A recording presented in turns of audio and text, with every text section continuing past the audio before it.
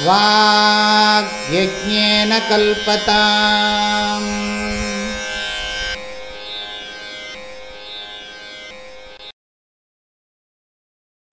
ஸ்ரீதக்ஷிணாமூர்த்தி சுதேசிகேந்திரம் த்வைபாயனம் சூத்ரகிருதம் முனீந்திரம் ஸ்ரீசங்கரம் பாஷ்யகிருதம் யதீந்திரம் மத்தேசிகம் சாபி நமாமி வித்யை.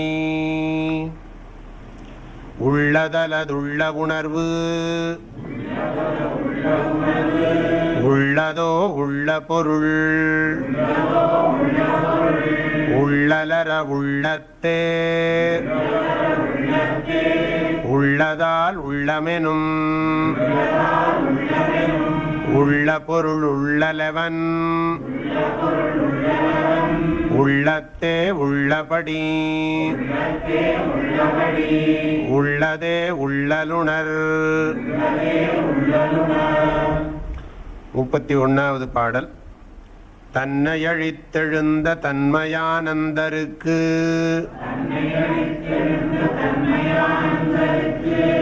என்னை உளதொன்றியற்றுதற்கு தன்னையலாதன்னியமொன்று மறியார் அவர் நிலைமை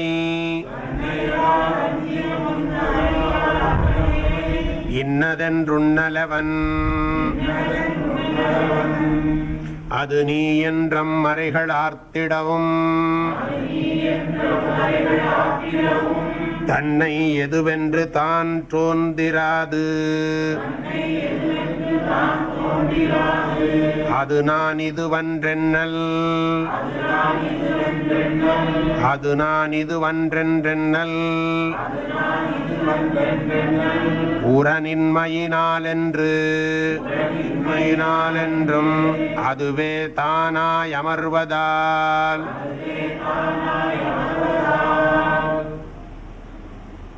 முப்பத்தி 31வது பாடலில் ரமண மகர்ஷி ஆத்ம ஞானி கிருத்தகிருத்தியனாக இருக்கிறான். அவன் செய்வதற்கு அந்நியமாக ஒரு பொருளும் இல்லை.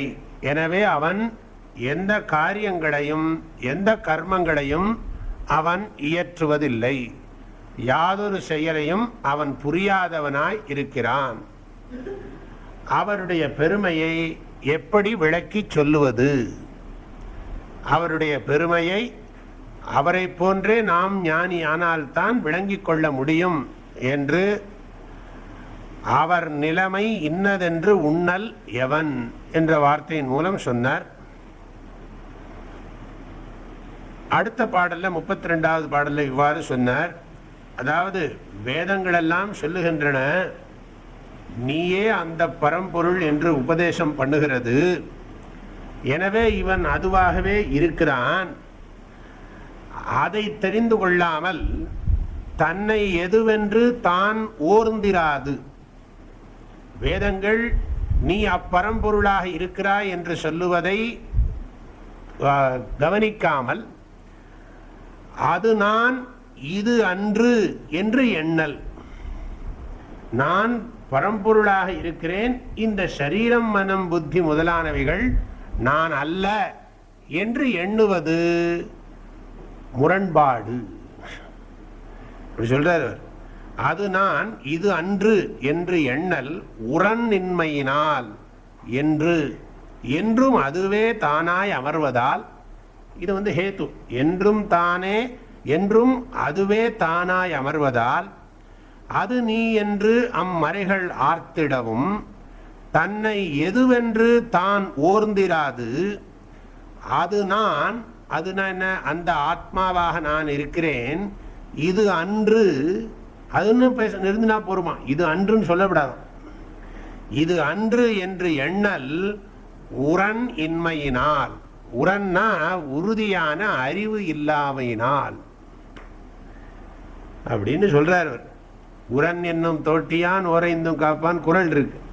ஆக உரன், உரன்னு சொன்னா உறுதியான அறிவுன்னு பொருள். அதில் இவருடைய கருத்துப்படி அப்புறம் இதுக்கப்புறம் என்ன, இது நான் இல்லை இது நான் இல்லைன்னு என்னதுக்கு சொல்லுவானே, அப்புறம் அதுவே நான் ஏன் சொல்லிப்பானே, இது வேற அது வேறன்னு எதுக்கு பிரிப்பானே. புரிஞ்சாச்சுன்னு சொன்னால் மற்றதுக்கெல்லாம் தாத்பரியமே கிடையாது.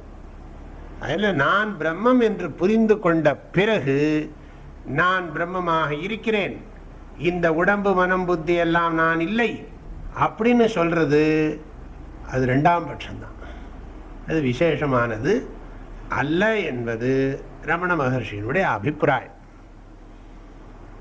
ஏன் தெளிவா இல்லையோன்னா அப்படித்தான் இருக்கும். அது அதனால் என்றும் அதுவே தானாய் அமர்வதால் அது நீ என்று அம்மறைகள் ஆர்த்திடவும் தன்னை எது என்று தேர்ந்து தான் இராது நான் இதுவன்று அது என்று எண்ணல் உரணின்மையினால். ஆகையினால ஒன்றும் விசாரிக்கப்படாது. தமிழில் தாத்பரியம் போட்டிருக்காங்க, வேதங்களெல்லாம் அப்பிரம்மஸ்வரூபமே நீ என்று சொல்லவும் அப்பிரம்மஸ்வரூபமே தானாய் அமர்ந்திருப்பது உண்மையாக இருக்கவும் தன்னுடைய அச்சொரூபத்தை தான் விசாரித்து கொண்டு வேறொன்றையும் நினையாது. விசாரித்து கொண்டுனா தியானத்தை விசாரிக்கிறதுங்கிறாங்க, விசாரிக்கிறது தியானம்ங்கிறாங்க. அவங்க நம்ம பண்ற விசாரத்தை அவர்கள் தியானம் என்கிறார்கள், அவர்கள் பண்ணுகிற தியானத்தை விசாரம் என்கிறார்கள். இது ஒரு பெரிய வித்தியாசம் இந்த ஸ்லோகங்கள் எல்லாம் பாடல்கள் எல்லாம் தெரிகிறது. தன்னுடைய ஸ்வரூபத்தை தான் விசாரித்து கொண்டு வேறொன்றையும் நினையாது சும்மா இராமல் நான் இவ்வுடல் அல்ல அந்த ஆன்மஸ்வரூபம் என்று சிலர் மனோபலமின்மையால் பாவிக்கின்றார்கள்.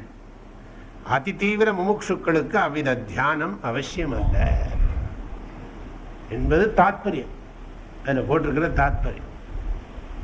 நம்ம என்ன புரிஞ்சுக்கிறது இதுலன்னு கேட்டால், அவர்களுடைய அபிப்பிராயப்படி அகம் பிரம்மாஸ்மின்னு பாவனை பண்றதாக நினைக்கிறார்கள். வேதாந்த சாஸ்திரம் படிக்கின்றவர்களெல்லாம் அகம் பிரம்மாஸ்மின்னு பாவனை பண்ணுகிறார்கள். பாவனை பண்ணக்கூடாது, அந்த அகங்காரம் எங்க எழும்புறதுன்னு பார்த்து கொண்டே இருக்கணும். அப்ப என்னன்னா அது தேடினால் ஓடி போகும், அதுக்கு பிறகு அதுவே தானாய் இருக்க முடியும் என்பது சொல்லப்படுகிற கருத்து. அதை எப்படி சொல்லியிருக்கோ அப்படியே நாம பார்ப்போம், அவ்வளவுதான். ரொம்ப விசாரம் பண்ண ஆரம்பிச்சோம்னா நிறைய இதுல குழப்பங்கள் தோன்றுவதற்கு வாய்ப்பு நிறைய இருக்கிறது. அடுத்த பாடல். என்னை அறியேன் நான், என்னை அறிந்தேன் நான், எண்ணல் நகைப்புக்கு இடனாகும், என்னை தனை விஷயமாக்க இரு தானுண்டோ ஒன்றாய் அனைவர் அனுபூதி உண்மையால் என்னை அறியேன் நான், என்னை அறிந்தேன் நான், எண்ணல் நகைப்புக்கு இடனாகும், என்னை தனை விஷயமாக்க இரு தான் உண்டோ ஒன்றாய் அனைவர் அனுபூதி உண்மையார்.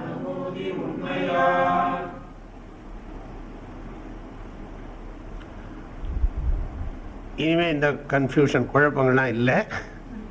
அதனால இப்ப இருக்கிறது குழப்பம் நம்ம அதுல ஏன்னா நம்ம ஏற்கனவே சாஸ்திரங்களை பார்த்துருக்கிறதுனால தான் நமக்கு இந்த குழப்பம்.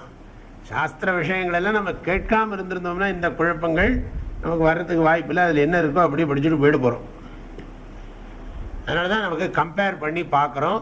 வேதாந்த சிரவண மரண நிதித்தியாசனத்தை இதையும் ஒப்பிட்டு பார்க்கும் பொழுது நமக்கு இந்த கருத்துக்கள் விளங்கவில்லை. இந்த நூலில் இவர் சொல்லக்கூடிய கருத்து நமக்கு விளங்கவில்லை எந்த அர்த்தத்தில் அவர்கள் சொல்லுகிறார்கள் என்று நமக்கு புரிபடவில்லை. புரிபடவில்லை என்பது புரிந்திருக்கிறது. அதனால அதை ஏதாவது தெளிவுபடுத்த முடியுமாங்கிறது பிறகு பார்க்கலாம். இது யோசிக்க வேண்டிய விஷயமாக இருக்கிறது. என்னை அறியேன் நான், என்ன நான் அறியலை. எப்போ நான் என்ன விசாரம் பண்றதுக்கு முன்னால என்ன நான் அறியலை, என்ன விசாரம் பண்ணதுக்கு பிறகு என்னை அறிந்தேன் அப்படின்னு சொன்னா என்று எண்ணல் என்று நினைப்பது நகைப்புக்கு இடமாகும். அது சிரிக்கிறதுக்கு தான், சிரிக்க தோணும். ஏனென்றால் என்னை தன்னை விஷயமாக்க இரு தான் உண்டோ, இதுதான் அத்வைதம். என்ன விஷயமாக்குறதுக்கு ரெண்டு இருக்கோ வஸ்துன்னா, இரண்டு வஸ்துக்கள் இருந்தால் அல்லவா என்னை நான் அறியாமல் இருந்தேன், என்னை நான் இப்பொழுது அறிந்தேன் அப்படின்னு சொல்றதுக்கு. ஆக அறியாமல் இருந்த காலத்தில் அறியாமல் இருந்த பொருள், அறியாமல் இருந்தவன், இப்பொழுது அறிந்தவன், அறியப்பட்ட பொருள் அப்படின்னு ரெண்டு பொருள் இருக்கா என்ன? கிடையாதுங்கிற. ஆக அது அறியாத பொருளும் அல்ல, அது அறிந்த பொருளும் அறியப்படுகின்ற பொருளும் அல்ல, அதுவாகவே நாம் இருக்கிறோம் என்பது கருத்து. அதனால் நகைப்புக்கு இடனாகும். என்னை தன்னை விஷயமாக்க இரு தான் உண்டோ, நம்மளையே நம்ம எப்படி விஷயமாக்கிக்க முடியும்? முடியாது. ஒன்றாய் அனைவர் அனுபூதி உண்மையால் ஹேத்துது, அனைவருக்கும் ஒன்றாக இருக்கக்கூடிய அனுபூதி உண்மை இது, எல்லோருக்கும் ஒன்றாக இருக்கக்கூடிய அனுபூதி அப்படின்னு இது ஞானிகளுடைய அனுபவம்னு போட்டுவிட்டார் அவர் விளக்க ஆசிரியர். அதனால இது எல்லாருக்கும், ஞானியா இருந்தாலும் சரி அஜ்ஞானியா இருந்தாலும் சரி, எல்லாருக்குமே அது அனுபூதி உண்மையால் எல்லாருக்கும் நான் இருக்கிறேன்கிறது ஸ்பஷ்டமாக இருக்கிறது. உறக்கத்திலும் நான் இருக்கிறேன் என்பது விழித்த பிறகு நன்றாக தெரிகிறது. அதை விசாரம் பண்ணி புரிஞ்சுக்கிறோம். அதனால இது ஒன்றாய் அனைவர் அனுபூதி உண்மையால் என்னை தன்னை விஷயமாக்க இரு தான் உண்டோ. ரெண்டு வஸ்து இருக்கா, ரெண்டு அகம் இருக்கா? கிடையாதுன்னு அர்த்தம். ஆக இதனுடைய தாற்பயம் என்னன்னா, ஆத்மா அறியப்படாததும் அல்ல, அறியப்படுவதும் அல்ல. அறியப்படாதது அறியப்படுவது இரண்டுக்கும் வேறானது. கேனோபனிஷத்துல ஒரு மந்திரம் இருக்கு, குருநாதர் சொல்றார், அது அறிந்ததை காட்டிலும் வேறானது, அறியாததை காட்டிலும் வேறானது. அதே தான் இங்கேயும் சொல்லணும். என்னை அறியேன்னு சொல்றான் வேதாந்தம் படிக்கிறதுக்கு முன்னாடி, அறிஞ்சேன்னு சொல்றான் வேதாந்தம் படித்த பிறகு. ரெண்டுமே தப்பு.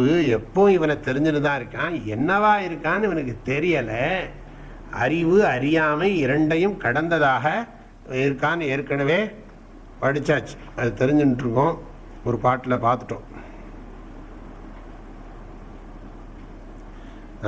12வது பாடல், 11வது பாடல், 11, 12 இதெல்லாம் 10, 11, 12 இந்த பாட்டில எல்லாம் சொல்லப்பட்டு. ஆக ஆத்மா அவிஷயா. இவர் ஆனந்தகிரி சொல்றார் ஒரு இடத்துல வியாக்கியானத்தில், அவிஷயத்வேன ஞாயத்தே பிரம்ம. விஷயம் இல்லாததாக பிரம்மம் தெரிந்து கொள்ளப்படுகிறது, விஷயமாகாததாக தெரிந்து கொள்ளப்படுகிறது. அவிஷயத்வேன ஞாயத்தே பிரம்ம. அதனால அவிஷயம் பிரம்ம சர்வதா அவிஷயம், சர்வ விஷய பிரகாசகத்வாத். எல்லா விஷயங்களையும் பிரகாசப்படுத்துவதால் அது ஒருபொழுதும் விஷயமாகாது, அந்தःகரணத்துக்கு அது விஷயமாகாது. ஆத்மாவுக்கே ஆத்மா எப்படி விஷயமாக முடியும்? அத்வைதத்வாத்து, அத்வைத்தமாக இருக்கிறதுனால ஆத்மாவுக்கே ஆத்மா எப்படி விஷயமாக இருக்க முடியும்? ரெண்டு கிடையாது, ஒரே வஸ்து. ஒரே வஸ்து ஒரே வஸ்துவுக்கு விஷயமாகிறதுன்னு சொன்னா ரெண்டு வஸ்து இருக்குன்னு அர்த்தமாயிடும். அதில் அப்படி கிடையாது. அத்வைதத்வாத்து என்ன சொல்றது?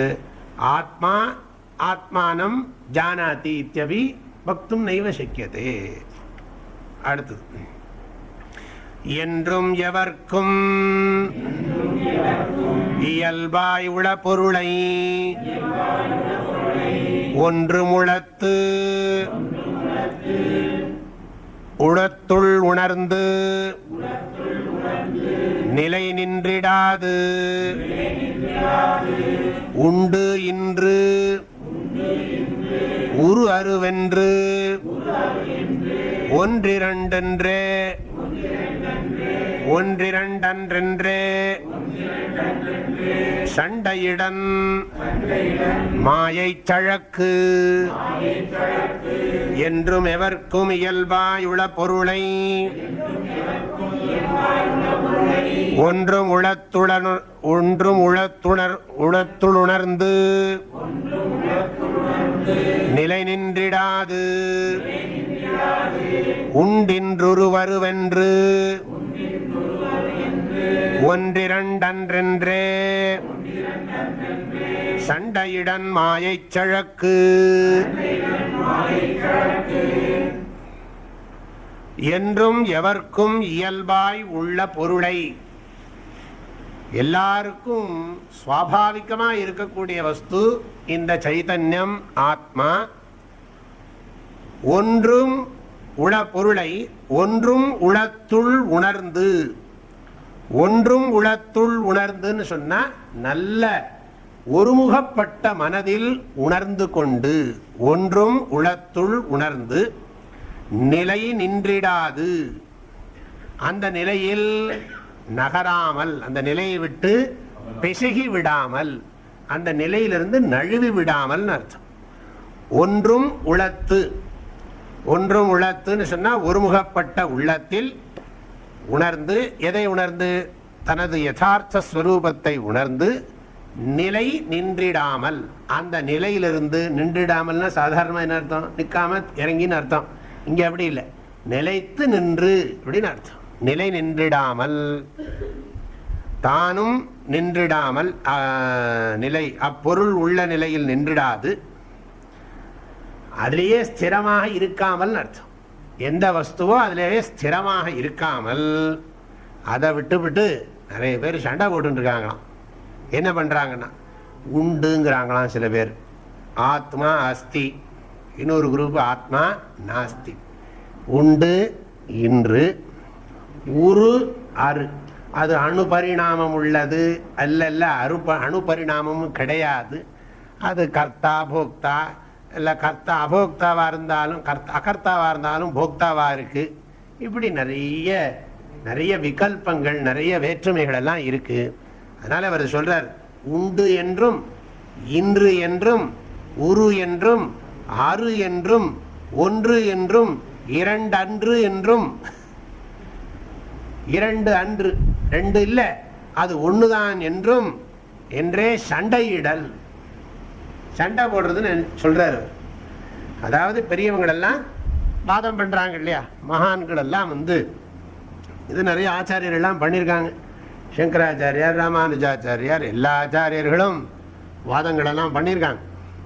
அந்த வாதத்தில் எது சத்தியம்னு நிலைநாட்டணும் இல்லையா, அதுக்காக வேண்டி அப்பய தீட்சிதர் போன்ற பெரியோர்கள் எல்லோருமே எல்லாம் முறையாக நடத்துகிற வாதங்கள். சில சமயம் அதுலேயும் பிரச்சனை வரும். எல்லாம் வாதம்னு வந்துவிட்டாலே எல்லாம் நிறைய விஷயங்களை வச்சுட்டு பிரமாணபூதமாக எல்லாம் பேசணும். ஆனால் இவர் ரமண மகர்ஷியினுடைய அபிப்பிராயப்படி அதெல்லாம் பேசாமல் வஸ்துவை புரிஞ்சுட்டு அதுலேயே இருக்கிறத விட்டு விட்டு எல்லாரும் என்ன பண்ணுறாங்க, சண்டையிடல் மாயை சழக்கு. மாயை சழக்குன்னு சொன்னால் மயக்கத்தை பெருக்கும் மடமையே ஆகும். இப்படி சண்டை போட வேண்டிய அவசியம் இல்லை. தர்க்கம் விட்டு பாட்டெலாம் இருக்கேன், பாடாம் சமய குதர்க்கம் விட்டு நிற்கும் அவர் நிலை நேர் பெறுவது என்னாலோ, வெல்லாமல் எவரையும் வெருட்டி விட வந்த வித்தை என் முக்தி தருமோ, இப்படிலாம் நிறைய பாட்டெலாம் இருக்கு. அதாவது அதில் கண்ட்ரோலாக இருக்கணும், அளவாக இருக்கணுங்கிறதுக்காக சொல்லப்படுறது. புதஜனைஹி வாதகா பரித்தியஜ்யதாம், அதெல்லாம் நம்மளதுலேயும் இருக்கு. வாதகா பரித்தியஜ்யதாம்னு சொல்றதெல்லாம் நிறைய இருக்கு. பெரியோர்களோட தேவையில்லாமல் விவாதம் பண்ண வேண்டாம் அப்படிலாம் சொல்லப்பட்டிருக்கு. ஆனால் இவர் என்ன சொல்றாருன்னா, இது என்னத்துக்கு ஆத்மா இருக்கு இல்லைன்னெலாம் போய் வாதம் பண்ணிட்டு இருக்கணும், பேசாமல் வஸ்துவை புரிஞ்சுன்னு பேசாமல் இருக்கணும்னு சொல்றாரு. வஸ்து இருக்கான்னு தெரிஞ்சா தானே வஸ்துவை புரிஞ்சுக்கிறதுலே கேள்வியெல்லாம் வரும். அதனால் இந்த உலகத்தில் என்றைக்குமே ரெண்டு குரூப் இருந்துட்டு இருக்கும். ஒரு குரூப் உண்மையை பற்றி ஆராய்ச்சி பண்ணி நிலைநாட்ட விரும்பும். இன்னொரு குரூப் என்ன பண்ணும்னா, அது அவங்க சொல்கிறத கேட்டு ஏதோ ஒரு வழியை பின்பற்றி பேசாமல் அமைதியாக இருக்கும். ஆகையினால எல்லா விதமான ஜனங்களும் என்றைக்கும் இருக்கத்தான் செய்வார்கள். அதனால் என்னென்னா, இது அளவுக்கு மீறி இதெல்லாம் பண்ணக்கூடாதுன்னு நாம் புரிஞ்சுக்கணும். ஏதோ சித்தாந்தம் பண்ணுறதா இருந்தால் பேசலாம். ஒருத்தர் கேட்குறாருன்னா ரெண்டு பேரும் உண்மையை தெரிஞ்சுக்கணும்னு பேசினா அதுக்கு பேர் வாதம்னு பேர், சம்வாதம்னு பேர். உயர்ந்த விஷயம். சாதாரண லௌகிக விஷயம், தர்மசாஸ்திர விஷயத்தை பற்றி பேசினா அது வாதம். தத்துவசாஸ்திர விஷயங்களை ரெண்டு பேர் விசாரம் பண்ணுறாங்கன்னு சொன்னால் அதுக்கு பேர் சம்வாதம். அதை கொஞ்சம் ஆழமாக பண்ணால், விசேஷமாக பண்ணால் விசேஷவாதா விவாதா. அது விசேஷவாதம் விவாதம்னு பேர், விரோதவாதம் இல்லை. ஆகையினால விசேஷவாதம் விவாதம், சம்வாதம். தத்துவசாஸ்திரங்கள் எல்லாம் பேசினா அதுக்கு சம்வாதம்னு பேர். தர்மசாஸ்திர விஷயங்கள் எல்லாம் பேசினா அது விவாதம் சொல்லலாம், வாதம் சொல்லலாம், இன்னும் கூட மாற்றி போடலாம். தர்மசாஸ்திரத்தை பற்றி பேசினா அதுக்கு பேர் விவாதம், தத்துவசாஸ்திரத்தை பற்றி பேசினா அது சம்வாதம். சாதாரணமாக இதுக்கு இந்த பீம் எத்தனை இன்ச்சு காங்கிரீட் போடணும்னா அதில் 2 பேருக்கு அபிப்பிராய வேதம் வந்துடும். 2 டாக்டர் சொல்லுவார், இந்த நோய்க்கு என்ன மருந்து கொடுக்கலான்னா இந்த மெடிசன் தான் பெஸ்ட்டும்பார். இப்போ புதுசாக ஒன்று வந்திருக்கு உங்களுக்கு தெரியாது அப்படின்னு சொல்லி அவர் சொல்லுவார்.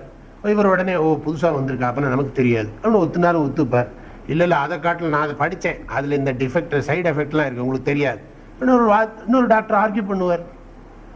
பேஷண்ட் படுத்துன்னு இருப்பான், ஆர்கியூ பண்ணுவார். அவ ஒரு மெடிசின் கொடுக்கறதுலேயே வாதங்கள்லாம் இருக்கு. ஒரு டாக்டரும் இன்னொரு டாக்டருக்கும் வாதம் விடுறது. அதெல்லாம் அவர் 2 பேருமே உண்மையை தெரிஞ்சுக்கணும்னு நினைச்சுன்னு பேசுறாங்கன்னு வச்சுக்கோங்களேன். அவர் இல்லை அதில் இந்த நன்மையெல்லாம் இருக்கு. அவர் சொன்ன சரி அப்படின்னா நான் அக்செப்ட் பண்ணிக்கிறேன்னு சொல்லிடுவார். அதாவது ஹானஸ்டா 2 பேரும் வாதம் பண்ணினான். நான் சொல்றது தான் நீ ஒத்துக்கணும்னு ஆரம்பிச்சா அதுக்கு பேர் தான் மாறிடும், பேரே மாறிவிடுறது. அதனால நான் சொல்றதுதான் சரி, நீ சொல்றதெல்லாம் தப்பு அப்படிங்கிறது ஜல்பவாதம்னு பேர். நான் சொல்றது சரியில்லைங்கிறத பத்தி கவலை இல்லை, நீ சொல்றது மகா தப்புன்னா அது பேர் வித்தண்டான்னு பேர். வாதம் அதுக்கு பேர் வித்தண்டா. வாதம் நம்ம சேர்த்துட்டோம், வித்தண்டாவே போறோம், வாதம் போகட வேண்டாம். வித்தண்டா அது பேரு வாதஹா ஜல்பஹா வித்தண்டா. வாதம்னு சொன்னா புரிஞ்சுக்கணுங்கிற நோக்கத்தோட பேசுறது.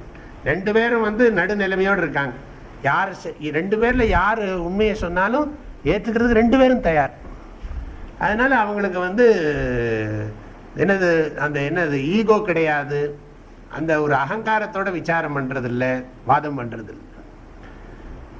பெரும்பாலும் ஜல்ப வித்தண்டையில தான் இருக்கே தவிர ஒரு நாளும் இந்த வாதமே கம்மி. வீட்லயே ஹஸ்பண்ட் ஒய்ஃபுக்கே ஆரம்பிச்சதுன்னா நிற்கிறது இல்லை. அது பெரும்பாலும் ஜல்பத்தில் தான் இருக்கு, இல்லாட்டி வித்தண்டால தான் இருக்கு. வாதம் வரமாட்டேங்குது. வாதத்துக்கு வந்துட்டா பரவாயில்லை.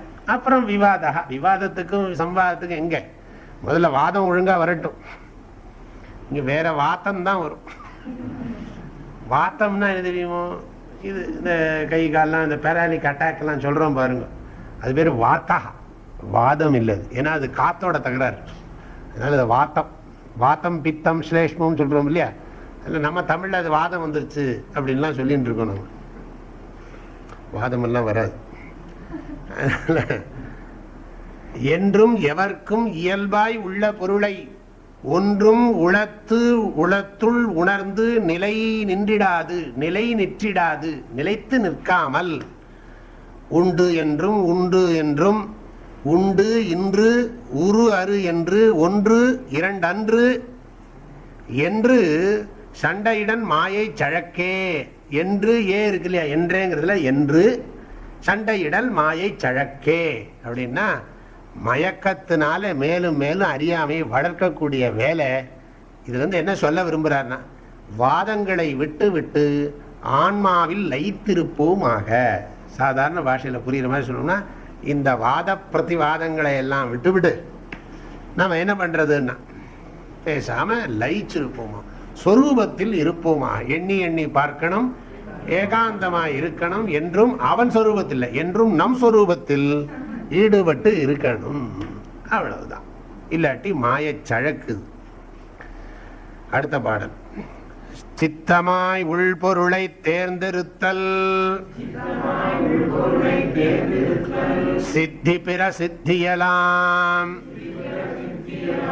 சொப்பனமார் சித்திகளே நித்திரை விட்டோர்ந்தால் அவை மெய்யோ உண்மை நிலை நின்று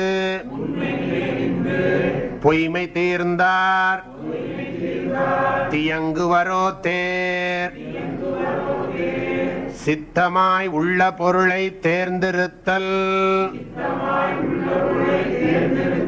சித்தி பிற சித்தியலாம் சொப்பனமார் சித்திகளே நித்திரை விட்டோர்ந்தால் அவை மெய்யோ உண்மை நிலை நின்று பொய்மை தீர்ந்தார் தியங்குவரோ தேர்.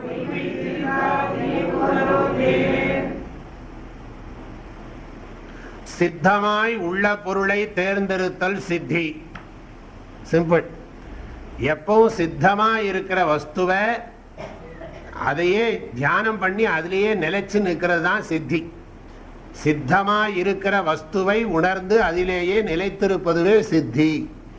யாரோ கேட்டிருக்காங்க, சுவாமி உங்களுக்கெல்லாம் இதெல்லாம் வரவழைக்க தெரியுமான்னு கேட்டிருப்பாங்க ரமண மகர்ஷி. அதுக்காக இந்த பாட்டை பாடியிருக்காரு. உங்களுக்கு வரவழைக்க தெரியுமா? சிவலிங்கம் வர தெரியுமா? ருத்ராட்ச மாலை வர தெரியுமா? தங்க செயின் வாட்செல்லாம் கொண்டு முடியுமா? அடுத்த மாதம் மார்க்கெட்டுக்கு வர போகிற வாட்சை இப்போவே கொண்டு வந்துடுவார் சாய்பாபா. கொண்டுடுவார். அடுத்த மாதம் மார்க்கெட்டுக்கு வர போகிற வாட்ச் இப்போ வந்துடும் ஒரு கைக்கு. அப்படிலாம் ஏன்னா ஜப்பான் முழுக்க அவர் கையில் இருக்கு. அதனால அதெல்லாம் வந்துடும், முன்னாடியே கொண்டுடுவார். அப்போ திருஷ்டாந்தத்துக்காக சொன்னேன், வேற ஒன்றும் விஷயம் அல்ல. அதெல்லாம் முன்னாடியே வந்துடும். அதெல்லாம் சித்தியா? சித்தமாய் உள்ள பொருளை தேர்ந்தெடுத்தல் சித்தி.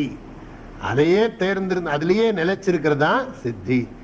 நமக்கு எப்பவுமே நித்திய சித்தமாக இருக்கிற வஸ்துவை அதிலேயே நம்ம அதையே அறிந்து உணர்ந்து அதிலேயே நிலைச்சிருக்கிறதா சித்தி.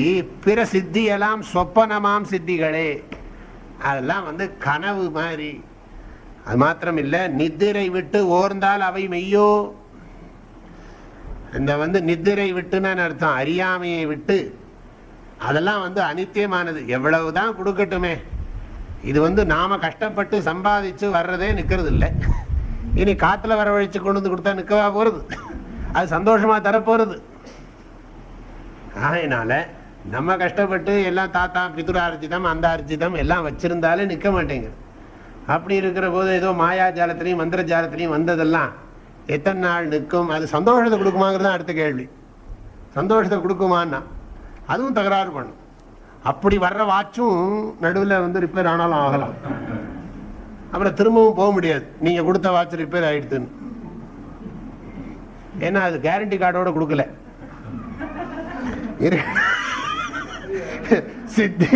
சித்தியெல்லாம் சொப்பனமார் சித்திகளே. நித்திரை விட்டு ஓர்ந்தால், இந்த அறியாமையை விட்டு இந்த உண்மையை உணர்ந்தால் அவை மெய்யோ? அது மெய்யாகுமா? உண்மை நிலை நின்று பொய்மை தீர்ந்தார். எது பரம்பொருளோ அந்த உண்மையை தெரிந்து கொண்டு பொய்மை இந்த அனித்தியமான விஷயங்களை விட்டவர்கள் தியங்குவரோ? மீண்டும் போய் இதில் மயங்குவார்களா? தேர் நன்றாக புரிந்துகொள். தேர்னா நம்ம தேர்ல, தேர்னா புரிந்துகொள்னு அர்த்தம். இந்த உண்மையை புரிந்துகொள். தாத்பரியம் என்னன்னா, சித்திகளுக்கெல்லாம் முக்கியத்துவம் தர வேண்டாம். நமது உண்மை பொருளை உணர்ந்து அதில் திளைத்திருத்தலே சித்தி. சித்தமாக இருக்கிற வஸ்துவை அறிந்து கொண்டு அதிலேயே இருப்பாயாக. அவ்வளவுதான். நாம் உடல் என்றெண்ணினா எண்ணின்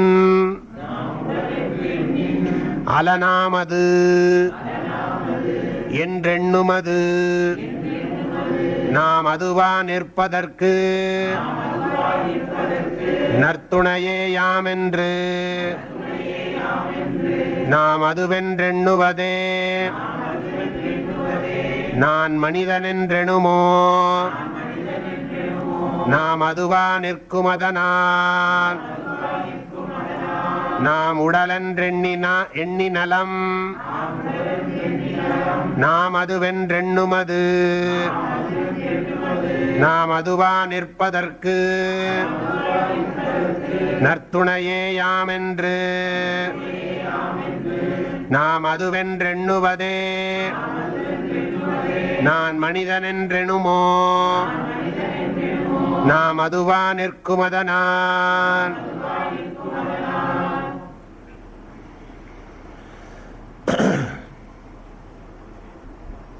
நான் சரீரம் கிடையாது, நான் ஆத்மா என்று நினைப்பது நாம் அதிலேயே நிலைச்சிருக்கிறதுக்கு நல்ல துணைதானே அப்படின்னு கேட்டா, எவனாவது நான் மனுஷன் நினைப்பானாப்பா? அப்படி யாரும் நினைக்க போறதில்ல. அதனால நான் ஆத்மா எண்ணின்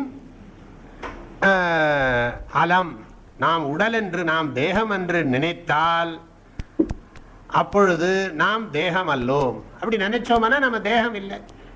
நாம் உடல் அன்று எண்ணின் அலம்.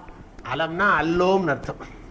எல்லாம் இந்த தமிழ் இருக்கே, மகா கடவுடா தமிழ். அதனால இது ஏதோ அந்த காலத்தில் இப்படிலாம் யூஸ் பண்ணியிருக்காங்க. நாம் உடல் அன்று எண்ணின் அலம்.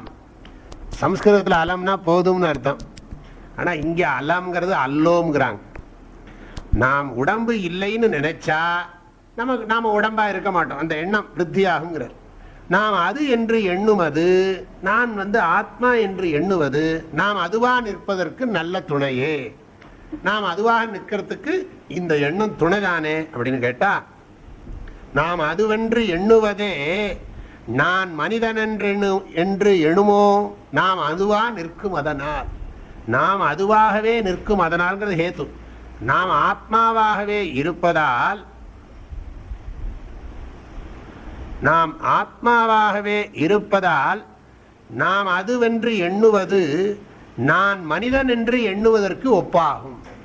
நான் மனிதன் நினைக்க வேண்டிய அவசியம் இல்லை, நாம மனுஷனா தான் இருக்கும்.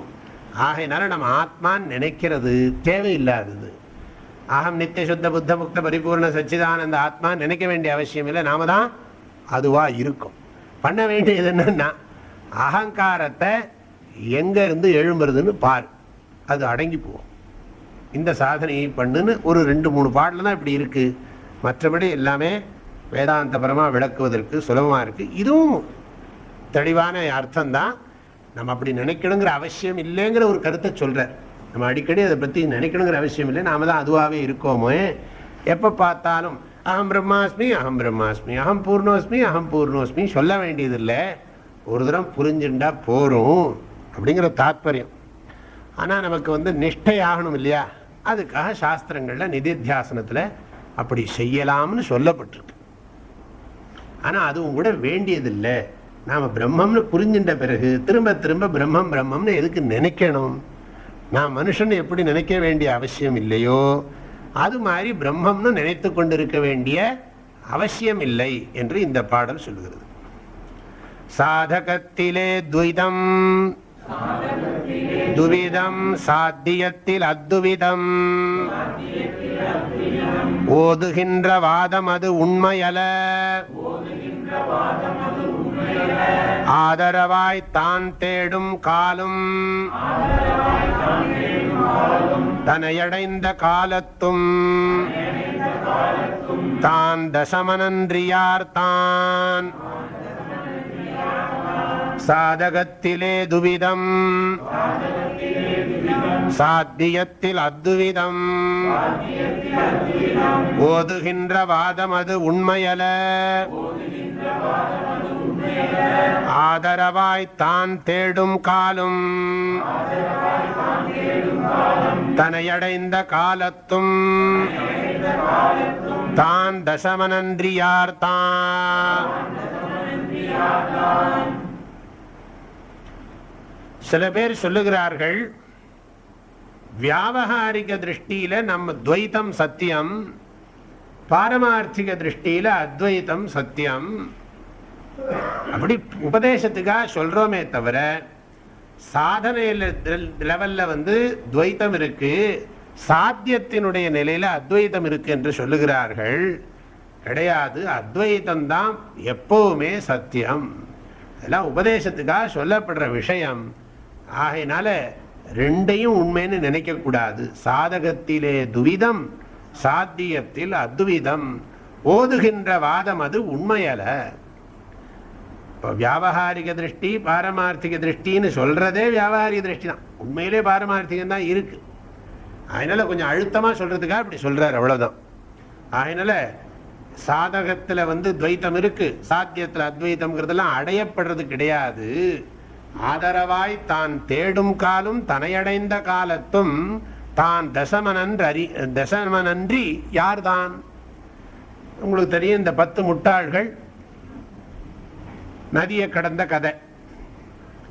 10 முட்டாள்கள் நதியை கடந்த அக்கறைக்கு போன உடனே ஒருத்தனும் எண்ணி நான் தன்னை விட்டு எல்லாருமே 10 பேரும் முட்டாள். அதனாலதான் 10 முட்டாள் கதைன்னு பேர். ஒருத்தன் கூட புத்திசாலி இல்லை. அப்புறம் அங்கே யாரோ ஒருத்தர் வந்தார், ஒருத்தர் முதுகிலே ஒரு அடி கொடுத்து எண்ணுன்னார். கடைசியில் 10 கரெக்டாக வந்ததுன்னா 10வது ஆள் என்ன வந்தவா செஞ்சான், ஏற்கனவே இருக்கத்தானே செஞ்சான். ஆகையினால அத்வைதம் வர்ற விஷயம் இல்லை, ஏற்கனவே அத்வைதம் தான் இருக்கு. அப்படின்னு சொல்றாரு இதுல. அல்ல, தான் தேடும் காலும் தன்னை அடைந்த காலத்தும் தான் தசமன் அன்றி யார்தான்? தன்னை தேடுற காலத்திலையும் அவன்தான் 10வது ஆளு, அப்புறம் அறிஞ்ச காலத்திலையும் அவன்தான் 10வது ஆளு. ஆகையினால அறியற போதும் அத்வைதம்தான், அறிஞ்ச பிறகும் அத்வைதம்தான். ஆகையினால துவைத்தம் என்பதே கிடையாது. துவைத்தம் என்பது மாயை தோற்றம், துவைத்தம் கிடையாது. அதனால என்ன சொல்றார்? அத்வைதம் பரமார்த்த சத்தியம் என்பது இந்த பாடலின் தாத்பரியம். அத்வைத ஆத்மா, அத்வைத பிரம்மாத்மா, பரமார்த்த சத்தியம் என்பது தாத்பரியம். வினை முதலாமாயின் விளை பயன் துய்ப்போம், வினை முதலார் என்று வினைவி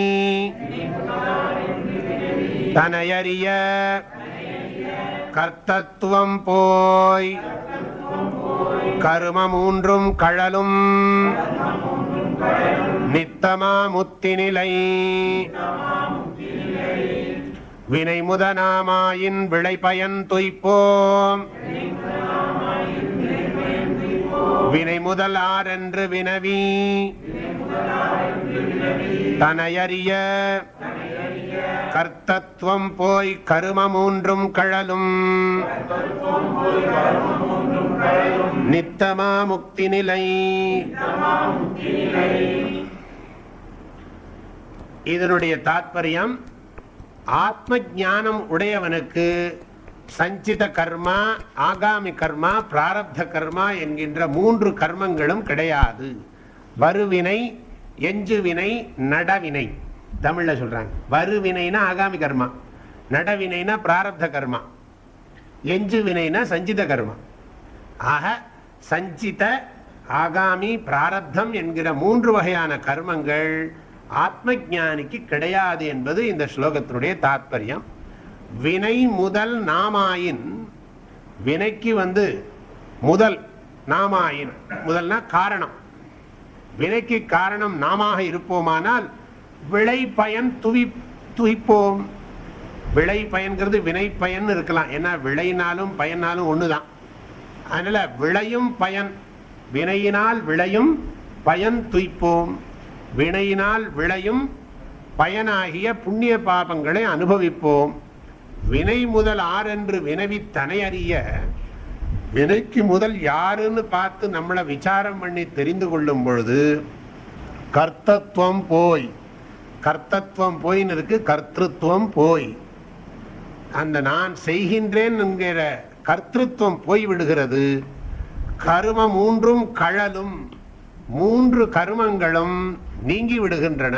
சஞ்சித, ஆகாமி, பிராரப்த கர்மங்கள் நீங்கி விடுகின்றன. நித்தமா முக்தி நிலை.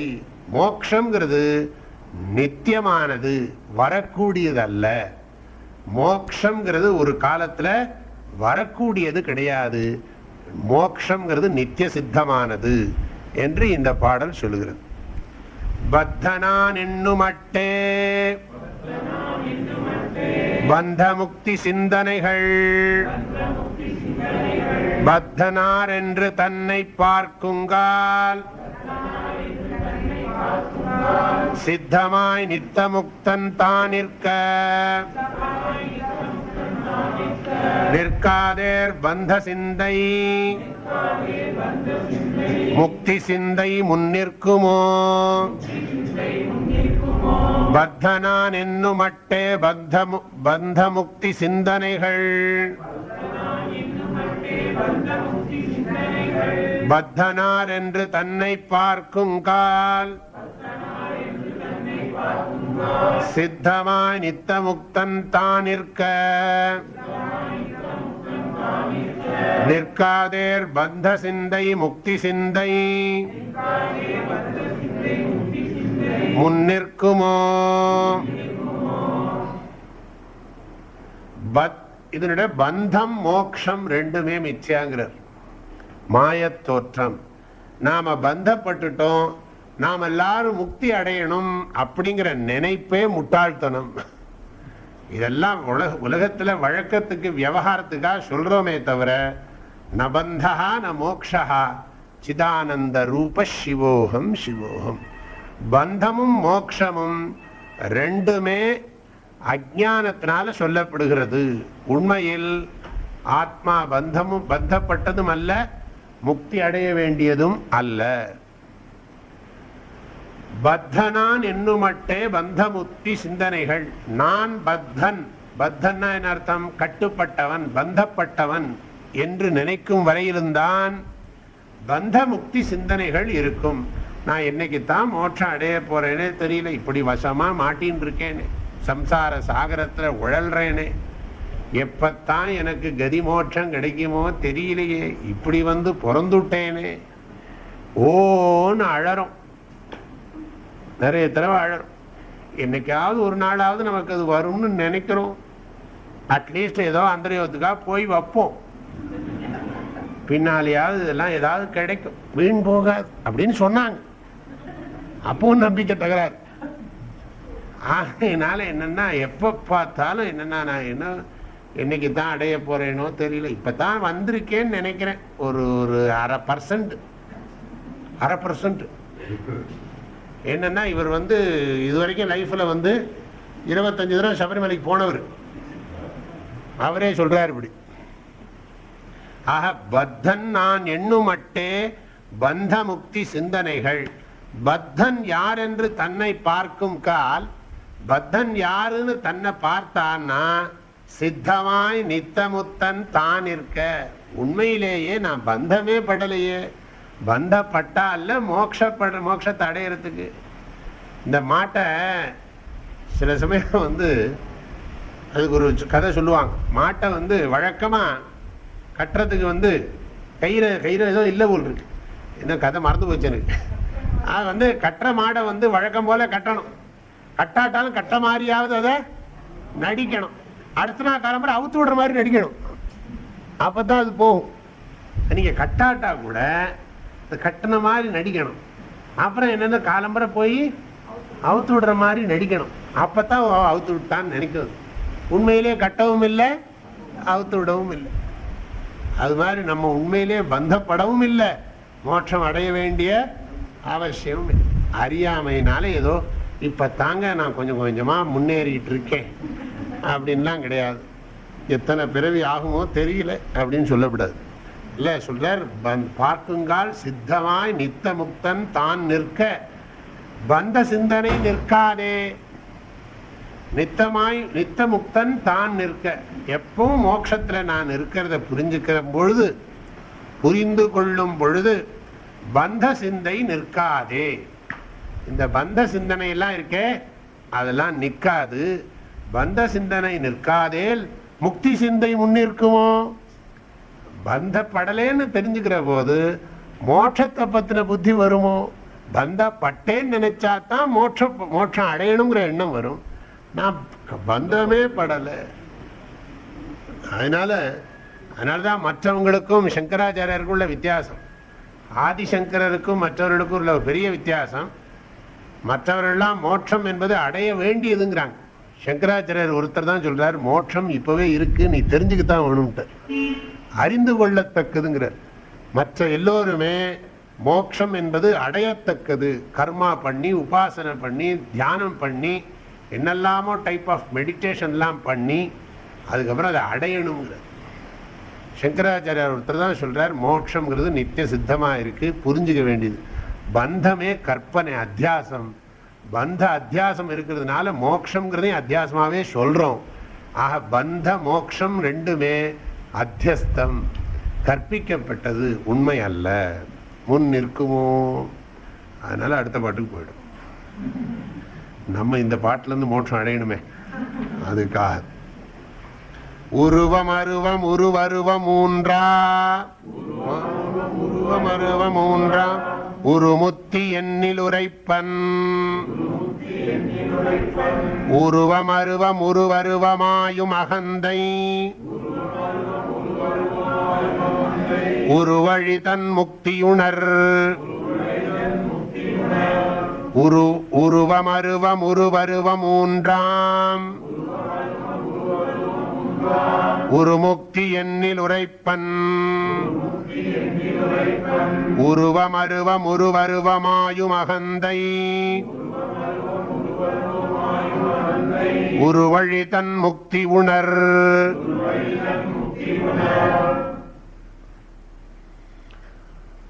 மோட்சத்தை பத்தி ஒரு சாஸ்திரத்திலையும் ஒரு அபிப்பிராயம் இருக்கு. நான் என்ன சொல்லுவேன்னா, அகங்காரம் அழியறதான் மோட்சம்னு சொல்லுவேன் அப்படின்னு சொல்லி பாட்டை முடிக்கிறார் பகவான் ரமண மகரிஷி. நான் சொல்றேன், உரைப்பன், நான் சொல்லுவேங்கிறார். நான் சொல்லுவேன். சில பேர் சொல்றாங்க மோட்சத்துல நம்ம உருவத்தோடு இருப்போங்கிறாங்க. வைகுண்டத்துக்கு போய் நம்ம ஒரு அங்க பார்ஷதனா இருப்போம், நித்திய சூரிகளோட நம்மளும் ஒரு சூரிய ஆயிடுவோம், அங்க போய் நாமளும் இருப்போம். அதனால அங்க நமக்கு ஒரு ஃபார்ம் இருக்கும். வைகுண்டத்துல போய் நம்மளும் அங்க ஒரு ஃபார்மோட நல்லா ட்ரெஸ் பண்ணிட்டு, நல்லா விஷ்ணு எப்படி எப்பவும் பெருமாள் எப்பவும் சர்வாலங்கார பூஷிதனா இருக்காரோ, சசங்க சக்கரம் ச கிரீட குண்டலம் ச பீத வஸ்திரம் சரசீர் வேக்ஷணம், அவர் இருக்கிற மாதிரியே இந்திர லோகமாலும் அச்சுவை பெரும் வேண்டேன், எல்லாம் வேண்டவே வேண்டான்னு சொல்லி அங்க போய் ரூபத்தோடு ரூபமாய் இருக்கிற பெருமாளை ரூபமாய் இருந்த ஜீவன் சேவிச்சுட்டு இருக்கான்னா முடிஞ்சு போயிடுச்சு. இது ரூபமுக்தி. இது வைகுண்டத்தில் எப்படி இருக்கிறதுன்னு நிறைய பேர் அப்படி சொல்லுகிறார்கள். அப்புறம் இன்னொருத்தர் சொல்லுகிறார்கள், இல்ல இல்ல அரூபமா தான் இருப்போம் மோட்சத்துல. மோட்சத்துல நமக்கு வடிவம் கிடையாது, அருவத்துல இருப்போம் அப்படின்னு மற்றொரு சாரார் சொல்லுகிறார்கள். இன்னொரு சாரார் இல்ல இல்ல நமக்கு ரூபம் இருக்கும், ஆனா அந்த ரூபம் யாருக்கும் தெரியாது, அப்படி ஒரு மோட்சம். அதனால இது ரூபாரூபம். இவர் சொல்றார், இந்த மூணுமே அகங்காரத்தினால வந்த தகராறு. அதனால இவர் என்ன சொல்றார், உருவம் அருவம் உருவருவம் மூன்றாம் உருமுக்தி எண்ணில் உரைப்பன் அப்படி சொல்லுகிறார்கள் சிலர். நான் உரைப்பேன், உருவம் அருவம் உருவருவமாயும் அகந்தை உருவழிதல் முக்தி உணர். உருவமாகவும் உருவத்தை நினைப்பது எது? அகங்காரம். அருவத்தை நினைப்பது எது? அகங்காரம். உருவருவத்தை நினைப்பது எது? அகங்காரம். அகங்காரத்தினுடைய அகங்காரம் என்கின்ற ஒன்று உருவம் இருக்கே, அகங்காரம்ங்கிற ஒரு ரூபம் இருக்கே, அது அழியறதுதான் முக்தி என்பது என்னுடைய அபிப்பிராயம். உணர், இதை தெரிந்து கொள். அகங்காரத்தை அழிக்கிறது தான் மோட்சம். உண்மையிலேயே மோட்சம்ங்கிறது கிடையாது, நித்திய முக்திங்கிறத வேதாந்த சாஸ்திர திருஷ்டியிலே சொல்லிட்டார்.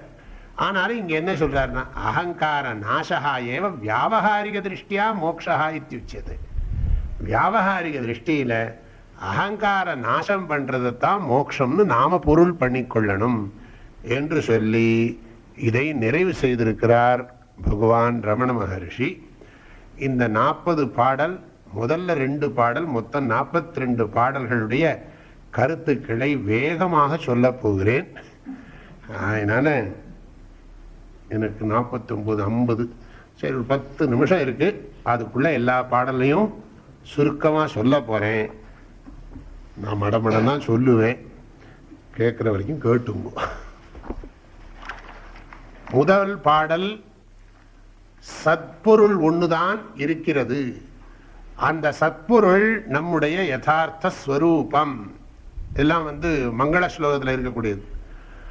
அதை நாம் அறியப்படு பொருளாக அறிய முடியாது என்று அறிந்து கொள்ள வேண்டும் அப்படின்னு சொல்லியது முதல் பாடல். ரொம்ப முக்கியமான பாடல், ரொம்ப அற்புதமான பாடல் இந்த முதல் பாடல். இதுதான் மங்கள ஸ்லோகமாக அமைந்தது.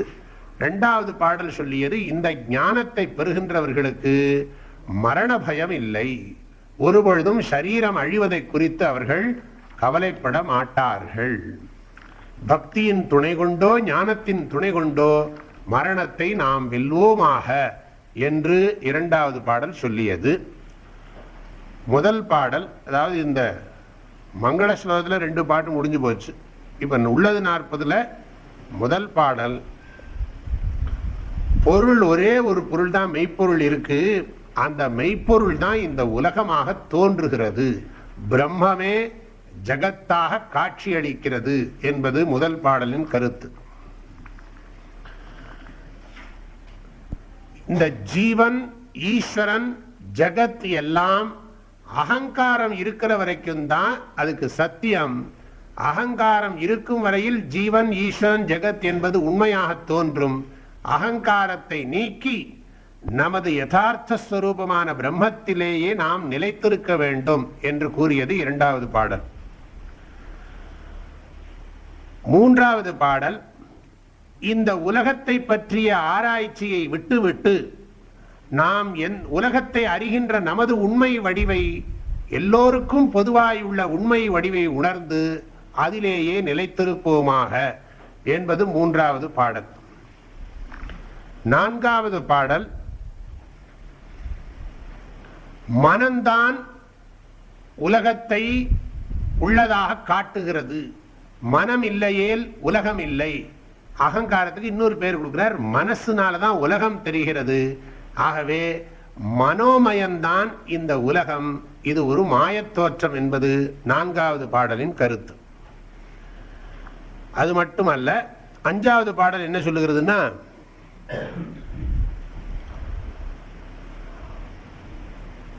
இந்த மூன்று சரீரங்கள், சரீரத்திற்கு முக்கியத்துவம் கொடுப்பதால் தான் உலகம் நமக்கு தோன்றுகிறது. ஆக இந்த மூன்று சரீரங்களுக்கு வேறாக, மூன்று சரீரங்கள் இருப்பதால் தான் உலகம் காணப்படுகிறது. மூன்று சரீரங்களுக்கு வேறாக உலக அனுபவம் என்பது, விஷயானுபவம் என்பது கிடையாது. அடுத்தது சொல்லப்பட்டது, மனசு தான் இந்திரியங்கள் வாயிலாக உலக விஷயங்களை எல்லாம் அறிகிறது. எனவே மனம் இல்லை என்றால் உலகம் இல்லை என்ற அதே கருத்து நான்காவது பாடல்ல சொல்லப்பட்ட கருத்து திரும்பவும் கூறப்பட்டது. ஏழாவது பாடல்ல உலகமும் அகங்காரமும் தோன்றும் ஒடுங்கும், ஆனால் தோன்றாமல் ஒடுங்காமல் இருப்பது அகங்காரத்துக்கும் உலகத்துக்கும் ஆதாரமான பரம்பொருள் ஆத்மா என்று சொல்லியது ஏழாவது பாடல்.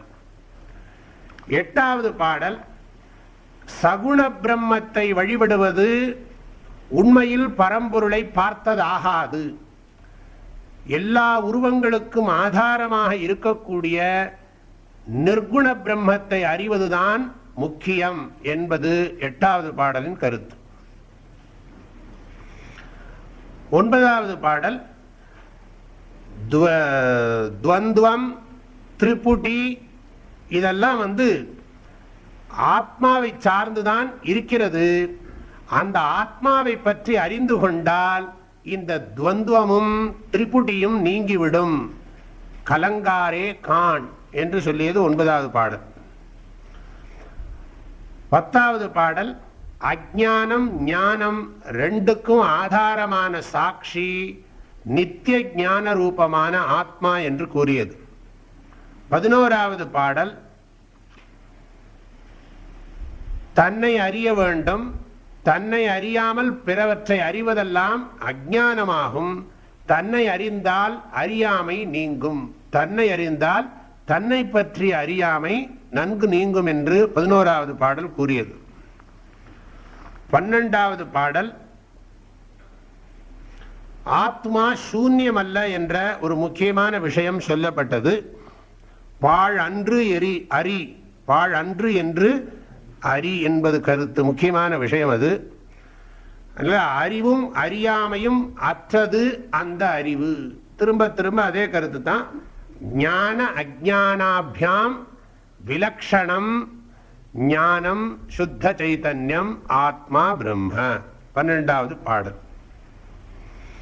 அப்புறம் இந்த ஞானம்தான் ஞானமே தவிர மற்ற ஞானமெல்லாம் ஞானம் இல்லை, மற்ற ஞானமெல்லாம் மித்யா ஞானம், இது ஒன்றுதான் சத்திய ஞானம். சத்தியத்தை பற்றின ஞானமே சத்திய ஞானம், சத்திய ஞானத்தை தவிர மற்ற ஞானமெல்லாம் மித்யா ஞானம் என்பது 13வது பாடலுடைய கருத்து. 14வது பாடல் உத்தம புருஷன் இருந்தா தான் பிரதம புருஷன் தன்மை படற்கை முன்னிலை அதெல்லாம் இருக்கும். தன்னுடைய யதார்த்த ஸ்வரூபத்தை தெரிய ஆரம்பிச்சாச்சுன்னா தன்மையாவது முன்னிலையாவது படற்கையாவது, இந்த இலக்கணத்தில் சொல்லக்கூடிய 3 இது, அதாவது எழுவாய் பயனிலை செய்யப்படு பொருள் என்பதெல்லாம் தோற்றம், என்ற கருத்துப்படும்படி தன்மை படற்கை முன்னிலையெல்லாம் அதுதான் அதை சேர்ந்துதான் எழுவாய் பன்னிலை செயல்பொருள் தன்மை படர் முன்னிலை படற்கை அந்த எல்லா சர்வநாம பதம் எல்லாமே மித்யா. நான் என்றோ நீ என்றோ அது என்றோ எல்லாமே தோற்றம் என்று சொல்லப்பட்டது. அப்புறம் 15வது பாடல் காலத்தை பற்றி நாம கவலைப்படக்கூடாது. கடந்த காலத்தை குறித்தோ நிகழ்காலத்தை குறித்தோ வருங்காலத்தை குறித்தோ எந்த காலத்தை குறித்து நாம கவலைப்பட வேண்டிய அவசியம் இல்லை. ஏனென்றால் நாம் கால அதீத ஸ்வரூபம் என்று சொல்லப்பட்டது. அப்புறம் ஆத்மா இல்லாமல் நாளாவது நாடாவது காலமாவது தேசமாவது கால தேசங்கள் எல்லாம் தோற்றம் என்று சொல்லப்பட்டது 16வது பாடல். 17வது பாடலும் 18வது பாடலும் ஞானிக்கும் அஞ்ஞானிக்கும் உள்ள பேதம் சொல்லப்பட்டது. ரெண்டு பேருக்கும் உடம்பும் உலகமும் ஒண்ணுதான். ஆனா இவனுக்கு உடம்பு உலகமே உண்மையா இருக்கு, அஞ்ஞானிக்கு உடம்பு உலகத்துக்கு வேறாக இருக்கக்கூடிய தத்துவம் தான் உண்மைன்னு புரிந்து வைத்திருக்கிறான் ஞானி என்று. அஞ்ஞானிக்கும் ஞானிக்கும் உள்ள வேற்றுமை 17, 18 பாட்டில் சொல்லப்பட்டது. 19வது பாடல்ல மனித முயற்சி கடவுளுடைய அருள் என்பதெல்லாம் அஞ்ஞானிக்கு தான், ஞானிக்கு அது கிடையாது என்று சொல்லியது 19வது பாடல். 20, 21, 22 மூன்றிலையும் கடவுள் ஆத்மாவுக்கு அந்நியம் அல்ல என்ற கருத்து கூறப்பட்டது. ஆத்மாவுக்கு அந்நியம் இல்லாதவராகத்தான் ஈஸ்வரன் இருக்கிறார் என்று சொல்லப்பட்டது. 23 முதல்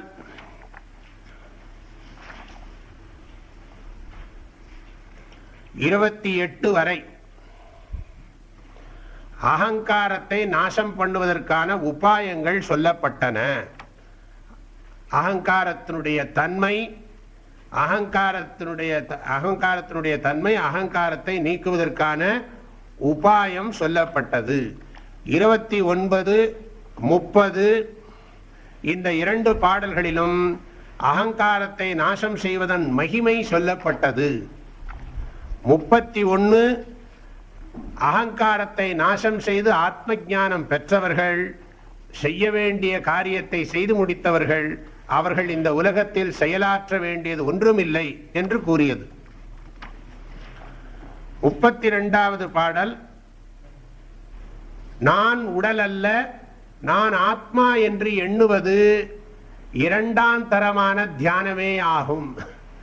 அகங்காரத்தினுடைய தன்மையை ஆராய்ச்சி செய்து அகங்காரத்தை நாசம் செய்வதே உயர்ந்தது என்ற அகங்கார நாசத்தினுடைய மகிமைக்காக 32வது பாடல் நான் சரீரம் அல்ல ஆத்மா என்று கருதுவதை 2ஆம் பட்சமாக கூறியது. அது மலிவை இல்லாதவர்களுக்குரிய சாதனம். எனவே அதி தீவிர முமுட்சுக்கள் இதை செய்ய வேண்டிய அவசியம் இல்லை என்று 32வது பாடல் கூறியது. 33 ஆத்மாவை அறிவது என்கின்ற விஷயமாக சொல்லப்படவில்லை. ஆத்மா அறியப்படு பொருள் அல்ல, அறிவாகவே இருக்கின்ற பொருள் என்பது 33வது பாடலின் கருத்து. 34வது பாடல் ஆத்ம ஞானத்திலேயே உறுதியாயிருப்பதை விட்டுவிட்டு வாதங்கள் செய்வது ஞான நிஷ்டனுக்கு பொருந்தாது என்பது 34வது பாடலுடைய கருத்து. 35வது பாடல் ஆத்ம ஞானமே சிறந்த சித்தியாகும், மற்ற அனித்தியமான பொருள்களை பெறுதல் என்கின்ற உலக மக்கள் கருதுகின்ற சித்தி எல்லாம் பொய்த்தோற்றம், அது அஞ்ஞானத்தினால் அந்த சித்திகளுக்கு முக்கியத்துவம் தரப்படுகிறது என்று சொல்லப்பட்டது. ஞானிகள் இது போன்ற உலகப் பொருள்கள் சித்தியில் மயங்க மாட்டார்கள். ஓம் பூர்ணமதః பூர்ணமிதம் பூர்ணாத் பூர்ணமுதச்யதே பூர்ணஸ்ய பூர்ணமாதாய பூர்ணமேவாவசிஷ்யதே. ஓம் சாந்தி ஷாந்தி ஷாந்தி. ஹரி ஓம்.